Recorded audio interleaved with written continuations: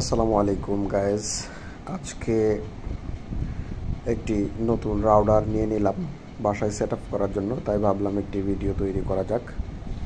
নিয়েছিলাম হলে টেন্ডা খুব ভালো সার্ভিস দেয়।